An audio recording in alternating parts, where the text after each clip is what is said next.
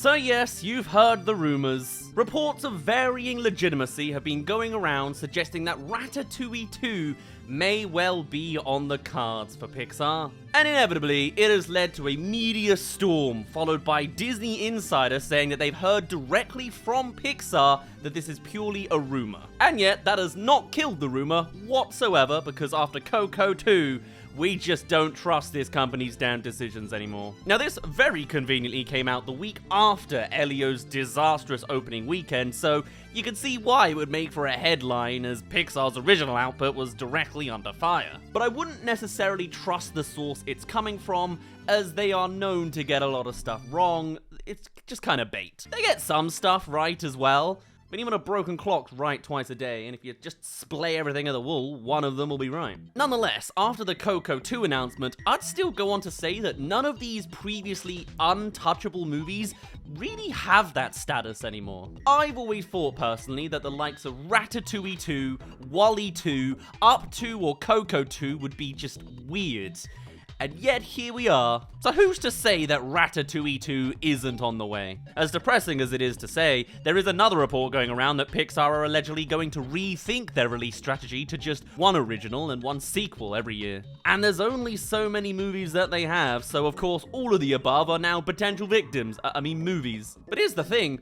What would a Ratatouille even be? Because what we got with the original was one well-rounded story and character arc from start to finish. It is a complete story that I don't know if it even has anywhere else to go. Although, people said the same thing about Toy Story 3. But I'd argue Ratatouille is an even more closed door. And in the reopening of the door, I think you're going to immediately stumble into having to overthink some logic issues that you weren't really meant to overthink when it was the first movie's ending. Because that's a great ending, but it invites some scrutiny if you have to base a sequel around it. Because we end with a restaurant called Ratatouille, right? At least publicly run by Linguini and Colette, the guys who got Gusto's shut down for a rat infestation. And owned by the critic who lost his credibility because of the restaurant with the rat infestation. And somehow these three amigos are now running a successful restaurant with rat in the name and logo of the restaurant? Also, that health inspector was just full-on abducted, were no charges pressed? But sure,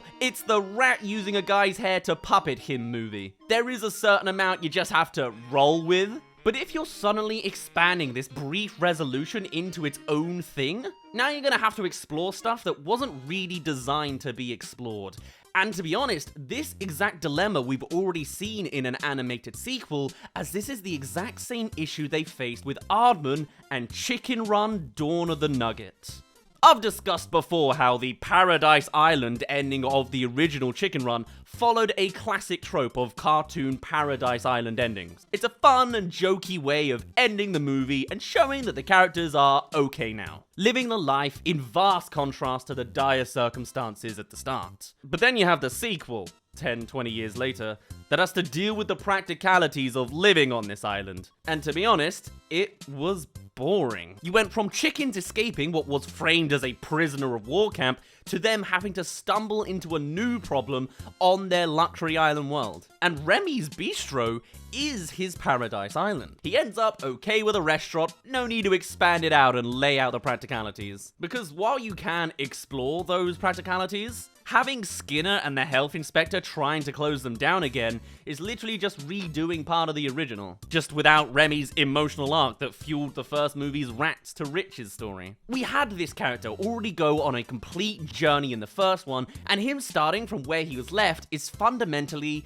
just not as interesting. He has the success, the funding, the happy ending, and I just don't see what happens next in this direction. Like, what's next? Have the restaurant enter a TV competition? Remy cooks in another country now with their cuisine? No, because I think people love Ratatouille and its distinctively French aesthetic. And it's not just the setting, the whole art style and cinematographic choices are influenced by French culture and cinema. Besides, we have an Italian cat on the way. You can cover the Italian food there. Skinner getting his revenge with a rival restaurant where he somehow found another rat that cooks? Like Remy's estranged mother or something? Like, I guess that's an angle, but is it really worth a Ratatouille 2? And I would say that they maybe Pixar have a better idea of what to do with it, but this is a studio who also thought that doing Interstellar with Buzz Lightyear was a believable movie that Andy would have wanted a toy out of. So after all that, what should they do? If they really did have Disney like, we are shutting you down if you don't make this sequel.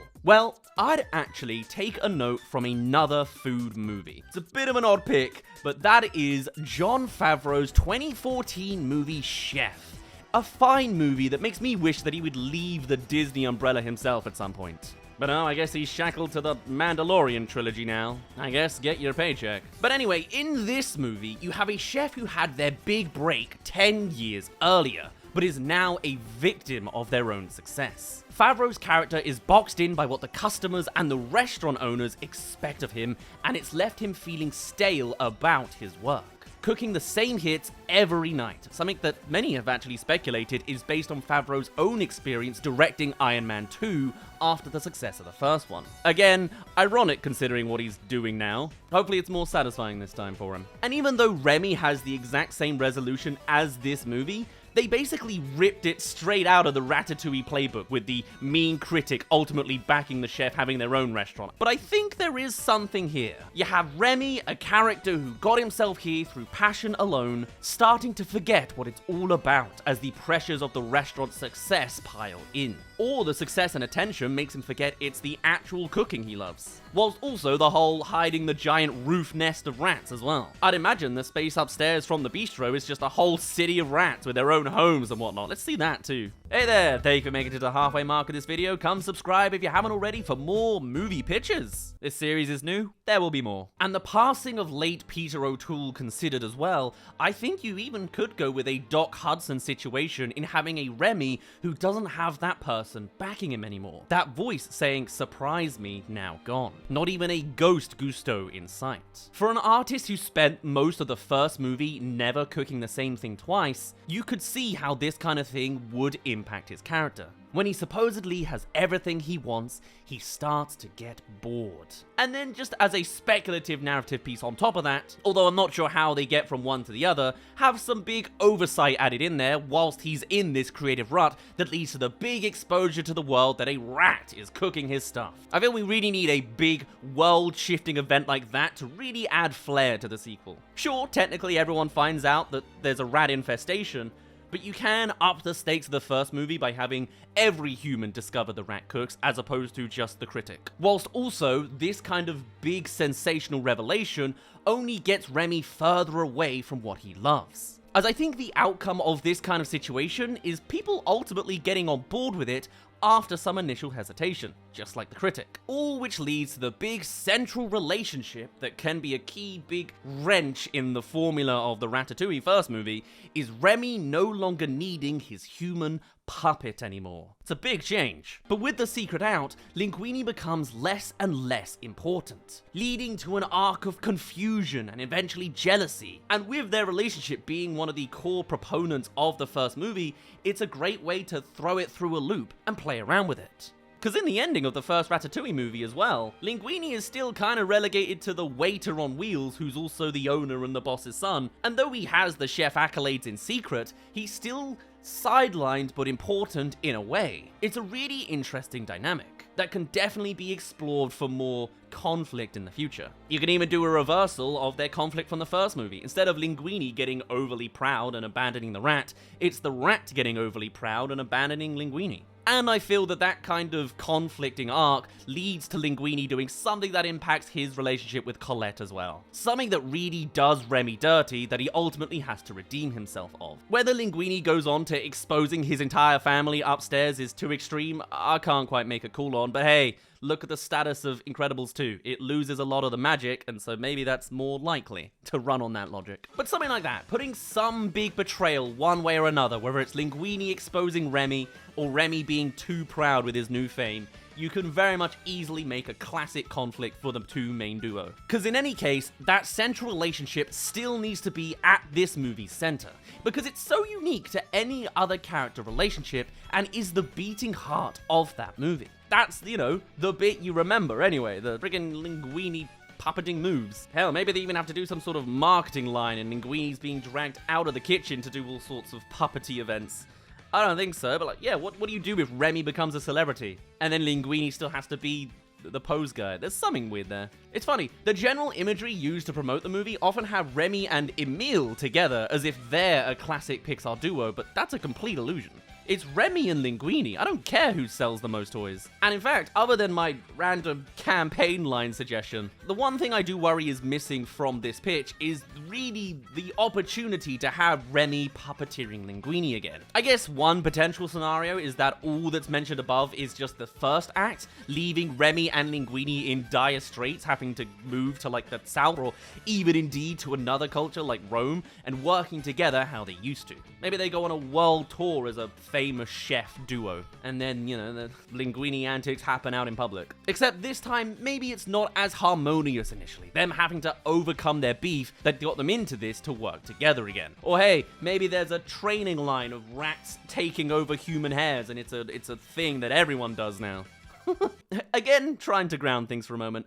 Going back to Chef, he travels the southern states in a food truck before he rediscovers his love of food. And maybe you could even have Linguini come into his own as a cook, being a Gusteau and all. Although I get that the original message was that bloodline had nothing to do with it, but I feel like Linguini just hasn't cooked enough to know whether he can or not. You still have that core message of anyone can cook, or not anyone can cook, but a great cook can come from anywhere. So maybe traveling Europe is what helps Remy rediscover his passion. Just a food-orientated road movie through Europe with Remy and Linguini. Add in a Pixar reference for every country they've been to, Turning Red in Canada, Luca and Gatto in Italy, The Incredibles back in 1960, and you got a solid background cameo movie. This kind of road movie would be unique in the fact that you have two characters who can't have a complete conversation, but they have fun and learn to love each other again anyway. Screw it, you know what? Just rip off Chef entirely. Give the rat a damn food truck for his own little Euro trip with his human puppet. And give Linguini some flings whilst on a break with Colette, just to keep it extra, well, referential, but dodgy for a Pixar movie. Remy meets the Pope, hopefully not a car this time, smokes the food stuff in Amsterdam, and skis in the Alps. Why not? Because at this point, making a damn Ratatouille sequel sounds like a bloody ball ache to work out. Because again, I'm struggling to even imagine a great version of Ratatouille 2, just because of the fact that the original was such an open shut case. But if they were going to, we need something that both ups the stakes whilst keeping to the intimacy of the original story. No Cars 2 situation where we jump from a personal story about a small community being visited by a race car to a globe-trotting spy thriller that focuses on the comedy side character. Let's maybe not do that, although that also scuppers my entire Euro trip pitch. Maybe it's possible to do one well, and Pixar could redeem themselves in a meta sense by doing a good one, but whatever they really do, you just can't have them lose sight that the original was locked into one character's passion and where that took them. The passion is what leads the character's journey, and the character journey is what leads the plot. But who am I kidding? What are the odds of a Ratatouille 2 anyway? For now, my name's been Daz. Thank you very much for reaching the end of this little pitch. Do tell me your thoughts on any of these ideas or how you would try to do a Ratatouille 2. Do you think it's likely? I'd love to hear all of your thoughts and more, and I shall see you in a little bit. Cheerio!